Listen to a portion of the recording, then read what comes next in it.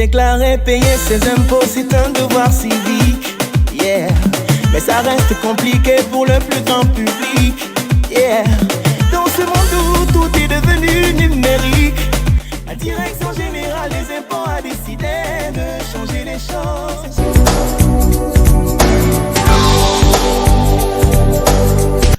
La loi de finances a consacré l'institution des quatrièmes au régime d'imposition dans le dispositif fiscal.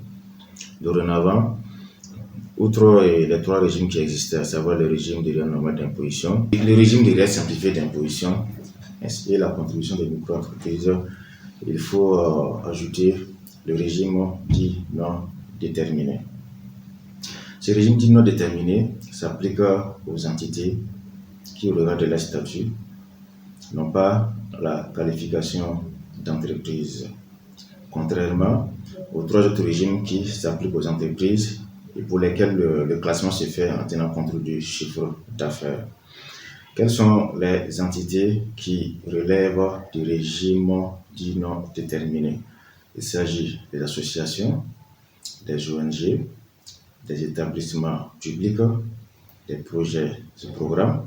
Il s'agit aussi de ces personnes-là, salariées, qui réalisent de façon occasionnelle une prestation et pour laquelle ils ne peuvent être considérés comme étant des professionnels indépendants.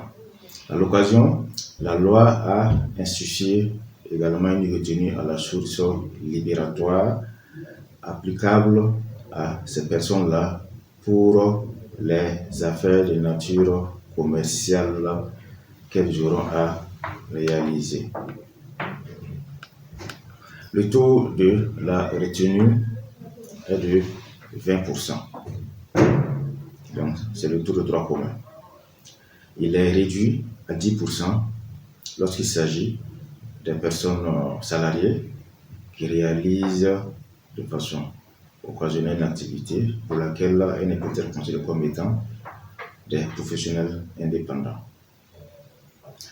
Ce taux de 20% est également réduit à 2% lorsqu'il s'agit des rémunérations qui sont versées à raison des vacations d'enseignement dans les établissements d'enseignement et à toute personne physique qui accomplit une prestation manuelle rémunérée, soit à temps, à la tâche ou à pièce. Il s'agit de toutes ces personnes-là qualifiées de manœuvres, de manutenciers, qui sont souvent appelés pour la réalisation d'une activité précise. Il faut également le signaler que cette retenue à la source libératoire sur les sommes perçues par les non déterminés vient remplacer la retenue à la source libératoire qui était appliquée sur les rémunérations perçues par les personnes non immatriculées. La DGI, plus proche, plus mobile.